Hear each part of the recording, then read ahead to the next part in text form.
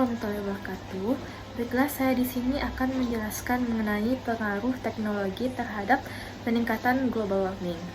Nah, kita tahu sendiri, iptek atau ilmu pengetahuan dan teknologi adalah suatu perkembangan teknologi yang didasarkan pada ilmu pengetahuan, di mana ilmu pengetahuan dan teknologi itu sangat berkaitan demi membangun kemajuan global. Sedangkan global warming adalah peningkatan suhu pada atmosfer bumi yang ditimbulkan oleh efek rumah kaca.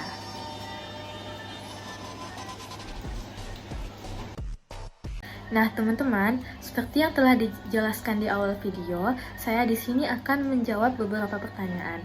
Pertanyaan pertama, apa saja contoh teknologi yang menyebabkan peningkatan global warming? Nah, contoh dari teknologi yang dapat menyebabkan peningkatan global warming, yang pertama yaitu penggunaan listrik yang berlebih. Kenapa listrik dapat menyebabkan peningkatan global warming? Karena hampir dari sebagian listrik itu dihasilkan dari pengolahan batu bara, yang batu bara itu sendiri terdiri dari hampir murni karbon, di mana karbon itu sendiri dibakar lagi dengan oksigen, sehingga hal itulah yang menyebabkan penggunaan listrik dapat menjadi penyumbang terbesar yang dapat menyebabkan global warming. Nah, contoh yang kedua adalah penggunaan pendingin ruangan seperti AC.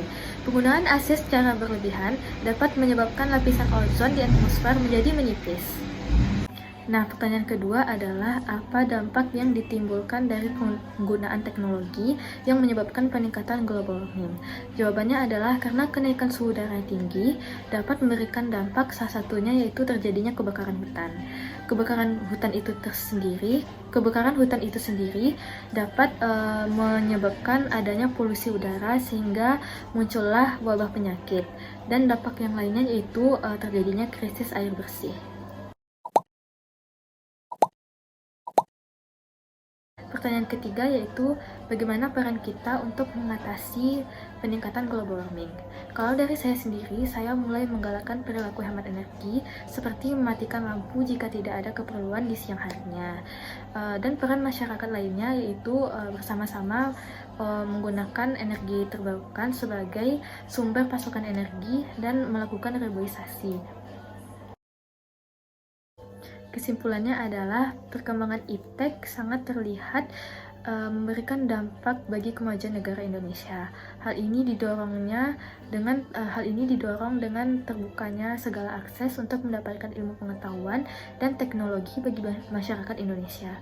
Dengan berbekal informasi tersebut, maka masyarakat Indonesia telah melakukan berbagai inovasi untuk lebih mengembangkan lagi iptek yang ada di negara Indonesia ini.